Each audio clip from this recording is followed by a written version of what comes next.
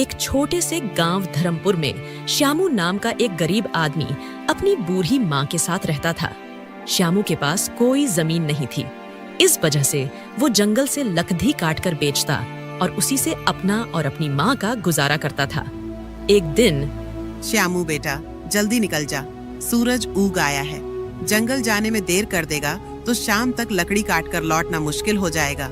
हाँ माँ, मैं अभी निकलता हूँ, तू चिंता मत कर। आज कोशिश करूंगा ज्यादा लकड़ियां लाऊं ताकि 2 दिन का खर्चा निकल जाए। श्यामू अपनी कुल्हाड़ी उठाता है और झोपड़ी से बाहर निकल पड़ता है। श्यामू जंगल की ओर जा रहा था। अचानक रास्ते में उसे गांव का सेठ गोपाल दास मिलता है। अरे श्यामू, कहाँ जा रहा है सुबह सुबह? प्रणाम सेठ जी, जंगल जा रहा हूँ लकड़ी काटने। माँ के खाने का इंतजाम करना है ना, बस वही करने निकल पड़ा। तू भी अजीब आदमी है श्यामू, न जमीन है न खेत, बस यही जंगल की लकड़ियों से पेट पालता है। सेठ जी, भगवान ने जो दिया है उसी में जी रहा हूँ। बात तो ठीक कहता है तू। अच्छा सुन, मुझे अपनी गाय की गौशाला बनाने के लिए कुछ लकड़ियों की जरूरत पड़ेगी। क्या तू ला सकेगा? क्यों नहीं सेठ जी, अगर आपको लकड़ी चाहिए तो मैं पहुंचा दूंगा। बस बता दीजिए कितनी चाहिए और कब तक। अच्छा, तो कल से ही लकड़ी मेरे गोदाम में पहुंचाना शुरू कर। दाम अच्छा दूंगा। अगर तेरा काम ठीक रहा तो आगे भी तुझसे ही काम लूंगा। धन्यवाद सेठ जी, मैं अपनी पूरी मेहनत लगा दूंगा। श्यामू जंगल में पहुंचता है। चारों ओर हरे भरे पेड़, पक्षियों की चहचहाहट। श्यामू कुल्हाड़ी उठाकर लकड़ी काटना शुरू करता है। अगर यह काम सही रहा तो माँ को आराम मिलेगा, शायद झोपड़ी भी ठीक कर सकूं। भगवान, बस तू साथ देना। धीरे धीरे शाम होती है। श्यामू लकड़ियां बांधकर अपने कंधे पर लादता है और गांव लौटता है। उसकी माँ दरवाजे पर बैठी इंतजार कर रही थी।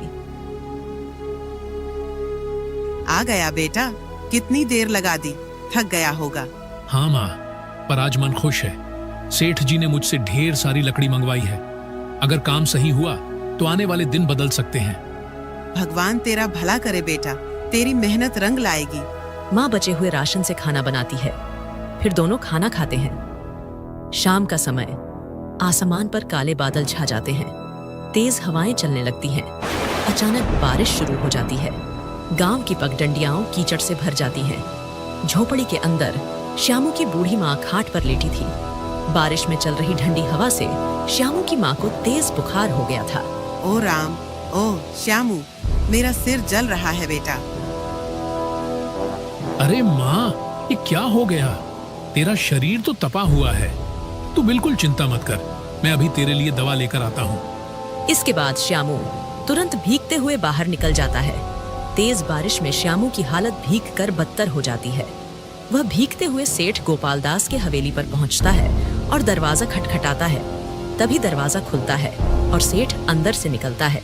अरे श्यामू, तू इस वक्त और इस बारिश में यहाँ क्या कर रहा है? सेठ जी, मेरी माँ को तेज बुखार हो गया है। हालत बहुत खराब है। घर में न दवा है न राशन। मुझे पैसों की सख्त जरूरत है। तो तू चाहता क्या है? सेठ जी, मुझे कुछ ज्यादा पैसे उधार दे दीजिए। मैं कुछ पैसे लकड़ी में कटवा दूंगा और बाकी मैं मजदूरी करके लौटा दूंगा। ठीक है श्यामू, पैसे तो मैं दे दूंगा, लेकिन ब्याज देना होगा। ब्याज? सेठ जी, मैं गरीब आदमी हूँ, ब्याज के साथ पैसे कैसे लौटाऊंगा? तो सुन, मैं बिना ब्याज के पैसे नहीं देता। यदि ब्याज के साथ पैसे देने हैं तो बता, वरना पैसे भूल जा। ठीक है सेठ जी, जो शर्त आप कहें मैं मान लूंगा। ये ले कुछ रुपए, और याद रखना श्यामू, ब्याज सहित पैसे समय पर चुका देना, वरना तू जानता ही है। धन्यवाद सेठ जी, मैं मेहनत करके एक एक पैसा चुका दूंगा। श्यामू बारिश में फिर से भीगता हुआ वैद्य जी की झोपड़ी की ओर दौड़ता है। वैद्य जी एक दिया लेकर दरवाजा खोलते हैं। अरे श्यामू, इस तूफानी बारिश में यहाँ क्या कर रहा है? सब ठीक तो है? वैद्य जी, मेरी माँ को तेज बुखार हो गया है, कृपा करके कुछ दवा दे दीजिए। ओह ठीक है, रुक, मैं अभी जड़ी बूटियां तैयार करता हूँ। वैद्य जी जल्दी से एक छोटी थैली में दवा भरकर श्यामू को देते हैं। ये दवा हर 3 घंटे में देना, माँ को आराम मिलेगा। धन्यवाद वैद्य जी। श्यामू पैसे देकर झोपड़ी की ओर लौटता है। माँ देखो, वैद्य जी से दवा ले आया हूँ, यह लो, अभी खा लो। श्यामू माँ को दवा खिलाता है और पानी पिलाता है। कुछ देर बाद माँ का पसीना छूटता है। अरे अब थोड़ा आराम लग रहा है बेटा। भगवान का शुक्र है माँ, तू जल्दी ठीक हो जाएगी। अगली सुबह माँ कुछ बेहतर महसूस कर रही थी। श्यामू थका हुआ पास बैठा था। श्यामू बेटा, एक बात पूछूं? यह दवा और खर्च के लिए पैसे तू कहाँ से लाया? माँ, कल रात मैं सेठ गोपाल दास के पास गया था, उनसे उधार लिया है, मगर सेठ ने ब्याज की शर्त रखी है। ओह बेटा, ब्याज वाला पैसा गरीब आदमी को और गरीब बना देता है। हमें सोच समझकर कदम रखना होगा। हाँ माँ, लेकिन उस समय और कोई रास्ता ही नहीं था। माँ कुछ देर सोचती हैं। श्यामू, क्यों न तू इन बचे हुए पैसों से समोसे बनाकर बेचने लगे। देख, इस बरसात में लकड़ी सुखाना और बेचना मुश्किल होगा, पर गर्मा गर्म समोसे लोग खुशी से खरीदेंगे। अरे माँ, यह तो बहुत अच्छा सुझाव है। अगर काम चल पड़ा तो हम धीरे धीरे सेठ का उधार भी चुका देंगे। हाँ बेटा, मेहनत ईमानदारी से करोगे तो भगवान जरूर साथ देगा। इसके बाद श्यामू कुछ पैसे लेकर गांव की किराना दुकान पर पहुंचता है। राम राम लाला जी, मुझे बेसन, तेल, हरी मिर्च, धनिया और मसाले चाहिए। समोसे बनाने का सामान दे दीजिए। अरे श्यामू, तू लकड़ी का काम छोड़ अब समोसे बनाएगा? वाह रे किस्मत। हाँ लाला जी, वक्त के अनुसार रास्ता बदलना ही पड़ता है। मेहनत करूंगा, सब ठीक होगा। दुकानदार सामान तौलकर थैली में रख देता है। श्यामू पैसे चुका देता है और घर की ओर लौट पड़ता है। उसकी माँ पहले से तैयार बैठी थी। माँ, सारा सामान ले आया हूँ, अब काम शुरू करें। हाँ बेटा, आज हम दोनों मिलकर मेहनत करेंगे। देखना, सब अच्छा होगा। दोनों मिलकर समोसे बनाते हैं। झोपड़ी में समोसों की खुशबू फैल जाती है। श्यामू, यह तो बहुत अच्छे बन रहे हैं। इन्हें बेचने ले जा और ईमानदारी से मेहनत कर। हाँ माँ, आज से हमारी नई शुरुआत होगी। श्यामू समोसे एक टोकरी में रखता है और सिर पर उठाकर बाजार की ओर निकल पड़ता है। बाजार में लोगों की भीड़ थी। श्यामू सड़क के किनारे एक साफ जगह पर टोकरी रखता है और ऊंची आवाज में समोसे बेचना शुरू करता है। गर्मा गर्म समोसे, ताजे और स्वादिष्ट समोसे। कुछ लोग उसके आसपास रुककर देखते हैं, पर समोसे नहीं खरीदते। पास ही एक और ठेला लगा था, जहां पहले से समोसे बिक रहे थे। उस ठेले का मालिक था हेमू, जो वर्षों से बाजार में समोसे बेचता आ रहा था। अरे ये क्या? ये श्यामू लकड़हारा ये समोसे बेचेगा, और वो भी मेरे सामने? इसकी इतनी हिम्मत! हेमू श्यामू की ओर घूरता है। ठीक है, अब देखता हूँ कि ये कैसे समोसे बेचता है। इसे सबक सिखाना ही पड़ेगा। श्यामू ग्राहकों को बुलाने में व्यस्त था। उसे हेमू की चालाकी का अंदाजा नहीं था। गर्मा गर्म समोसे, ताजे और स्वादिष्ट समोसे, ले लो भाई ले लो। तभी दो आदमी उसके पास आते हैं। अरे श्यामू, तू लकड़हारा था ना, अब समोसे बेच रहा है? हाँ भाई, करना पड़ता है। पेट पालने के लिए मेहनत करनी ही पड़ती है। चल ठीक है, जरा हमको भी समोसे खिला। देखे तेरे समोसे कैसे हैं। श्यामू खुशी से तुरंत दो समोसे निकालकर उन्हें देता है। लीजिए भाई, ताजे गर्मा गर्म समोसे हैं, जरूर पसंद आएंगे। दोनों आदमी एक एक निवाला खाते हैं। अचानक वे चेहरे बिगाड़ लेते हैं और समोसे जमीन पर फेंक देते हैं। अरे ये क्या बनाया है? बिल्कुल बेस्वाद, न नमक है न मसाले का स्वाद। यह समोसे खाने लायक ही नहीं है। श्यामू, तुझे किसने समोसे बनाना सिखाया? एकदम बकवास हैं ये।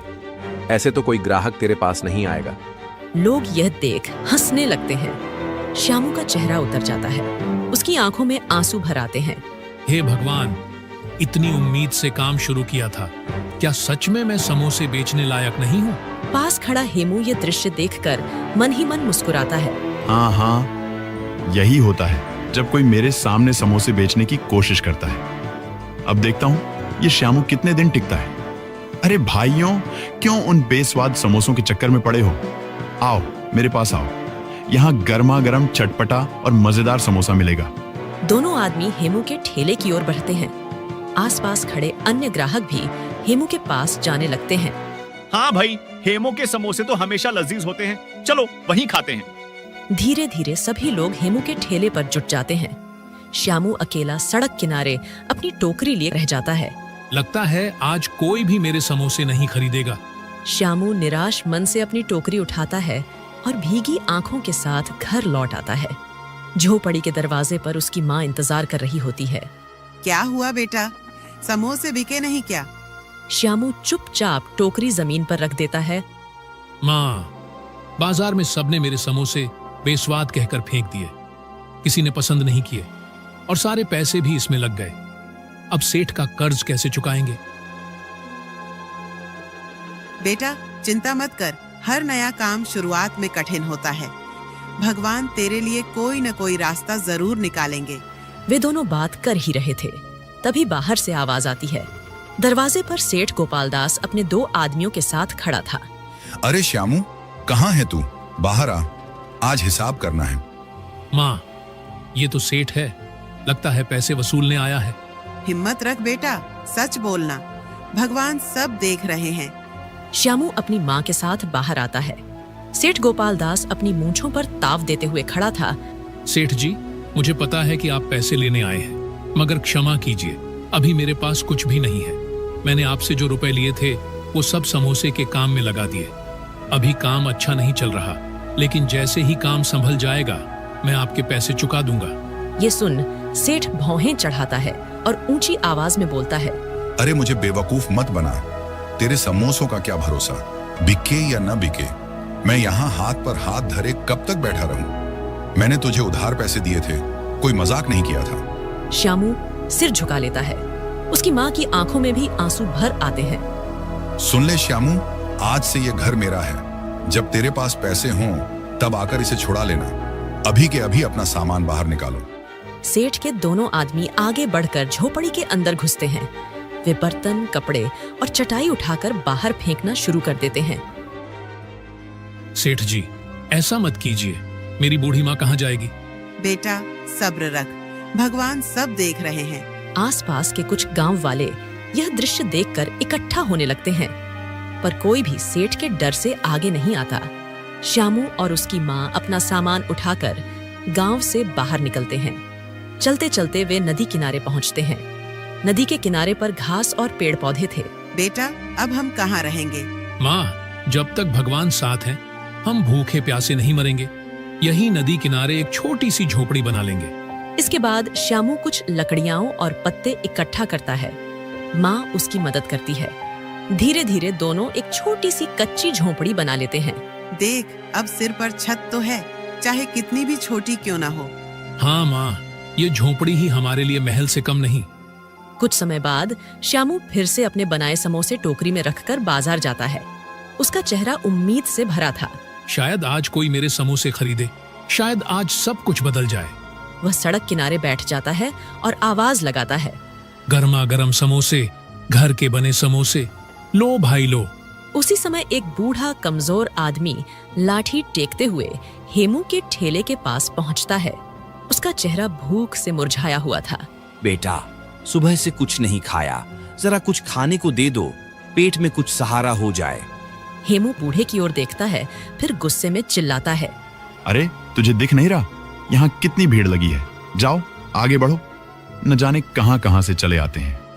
उसी समय श्यामू दूर से यह दृश्य देख रहा होता है। उसकी आंखों में करुणा भर आती है। बूढ़ा आदमी धीरे धीरे लाठी टेकते हुए श्यामू के पास आता है।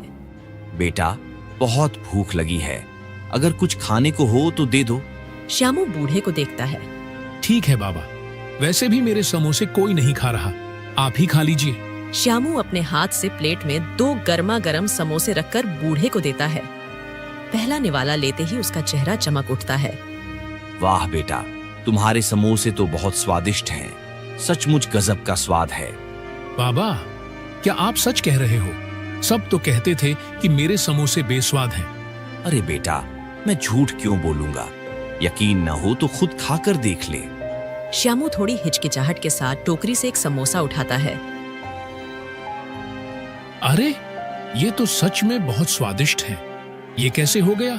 श्यामू की आंखों में हैरानी के साथ खुशी भी झलकने लगती है। बूढ़ा आदमी मुस्कुराते हुए श्यामू की ओर देखता है।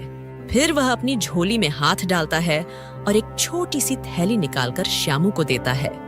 बेटा, ये बहुत दुर्लभ जड़ी बूटी है। इसे जब भी अपने समोसे में मिलाएगा, तेरे समोसों का स्वाद कई गुना बढ़ जाएगा। लेकिन याद रखना, ये बूटी सिर्फ भलाई के काम में ही इस्तेमाल करनी है। बाबा, आप कौन हैं और मुझे यह सब क्यों दे रहे हैं? बूढ़ा मुस्कुराता है और धीरे धीरे गायब हो जाता है। ये बाबा थे या खुद भगवान का कोई रूप? संध्या तक श्यामू के कुछ और समोसे बिक जाते हैं। वह थका हुआ मगर थोड़ा खुश होकर घर लौट आता है। माँ, आज भगवान ने चमत्कार कर दिया। कुछ समोसे बिक गए और हाँ, एक बाबा ने मुझे एक जड़ी बूटी दी है। बेटा, हो सकता है वह बाबा भगवान के ही भेजे दूत हों। उनकी बात को हल्के में मत लेना। सुबह होते ही श्यामू गांव की किराना दुकान पर पहुंचता है। लाला जी, ये कुछ पैसे हैं, बाकी उधार में लिख लीजिए। मुझे समोसे बनाने का सामान चाहिए। ठीक है श्यामू, तू ईमानदार आदमी है, तेरे लिए उधार लिख दूंगा। श्यामू सामान लेकर घर लौटता है। घर पहुंचकर माँ और बेटा मिलकर समोसे बनाने लगते हैं। श्यामू बाबा की दी हुई जड़ी बूटी उठाता है और मसाले में मिलाता है। जैसे ही जड़ी बूटी मिलती है, रसोई में एक अद्भुत और मनमोहक खुशबू फैल जाती है। माँ, ये कैसी अद्भुत सुगंध है। लगता है सचमुच ये जड़ी बूटी जादुई है। बेटा, अब तेरे समोसे जरूर बिकेंगे। श्यामू ताजे और सुगंधित समोसे टोकरी में भरता है और उम्मीद भरी नजरों से बाजार की ओर चल पड़ता है। बाजार पहुंचते ही समोसे की महक चारों ओर फैलने लगती है और लोग उसकी ओर मुड़कर देखने लगते हैं। तभी दो आदमी उस उत्साह से श्यामू की ओर बढ़ते हैं। अरे भाई, क्या डाला है समोसे में? खुशबू तो बड़ी लाजवाब आ रही है। हाँ भाई, जल्दी खिलाओ, रुका ही नहीं जा रहा। श्यामू मुस्कुराते हुए उन्हें गर्मा गर्म समोसे परोसता है। दोनों आदमी समोसे लेते हैं। वाह भाई, कमाल कर दिया। तुम्हारे समोसों में तो बिल्कुल अलग ही स्वाद है। ऐसा तो हमने कहीं नहीं खाया। सही कहा, ये समोसे तो जैसे मुंह में घुल रहे हैं। भाई, हमें और पैक कर दो। धीरे धीरे लोग इकट्ठे होने लगते हैं। कोई खुशबू से आकर्षित होकर आता है, कोई पहले खा चुके लोगों की तारीफ सुनकर। श्यामू के पास भीड़ लग जाती है। भैया, 2 समोसे इधर भी देना। श्यामू पसीने से लथपथ होते हुए भी प्रसन्नता से सभी को समोसे परोसता जाता है। संध्या तक श्यामू के सारे समोसे बिक जाते हैं। वह टोकरी उठाकर हल्की थकान के साथ मगर दिल में अपार खुशी लिए घर की ओर चल पड़ता है। माँ, आज तो चमत्कार हो गया। मेरे सारे समोसे बिक गए। लोग बार बार तारीफ कर रहे थे। देखा बेटा, भगवान मेहनती और नेक दिल का साथ कभी नहीं छोड़ते। अगली सुबह का बाजार।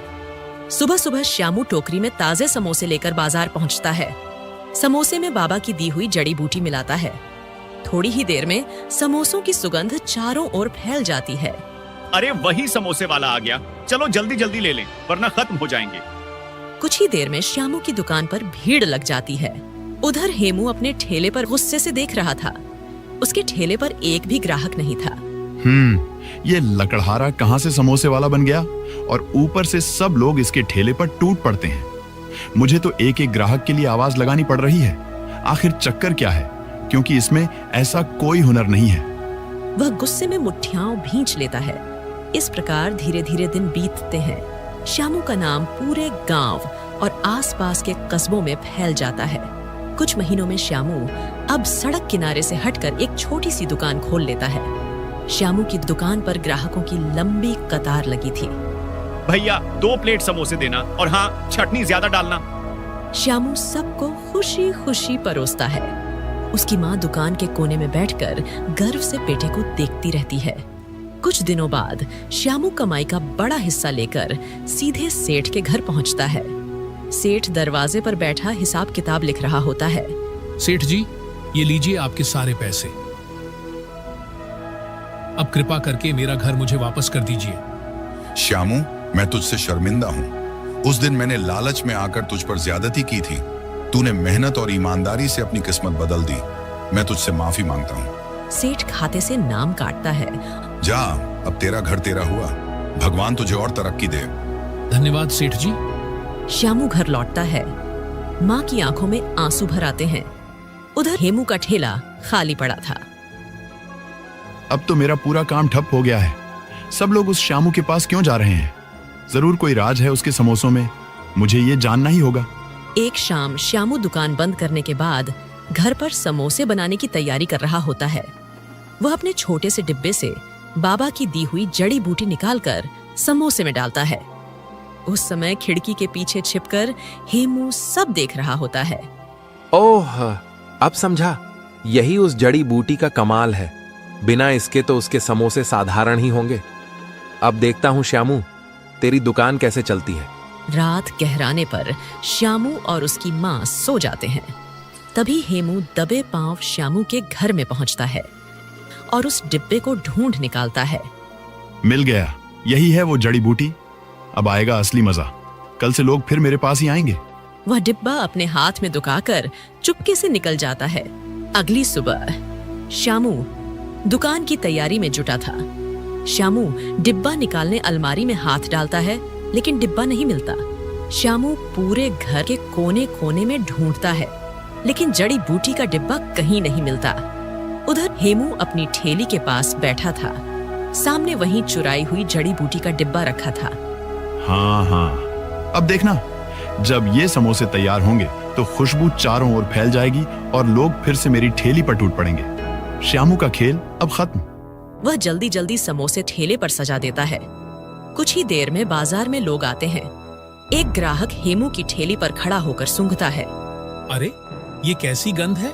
बड़ी अजीब सी लग रही है। खुशबू तो बिल्कुल वैसी नहीं जैसी श्यामू के समोसों से आती थी। चलो फिर भी एक खाकर देखते हैं। वे समोसा लेते हैं और जैसे ही मुंह में डालते हैं तुरंत थूक देते हैं। अरे, ये तो कड़वा और बेस्वाद है।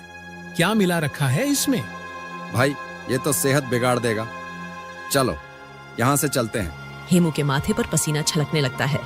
वह खुद एक समोसा खाता है और तुरंत खांसने लगता है। अरे, ये तो सचमुच कड़वा है।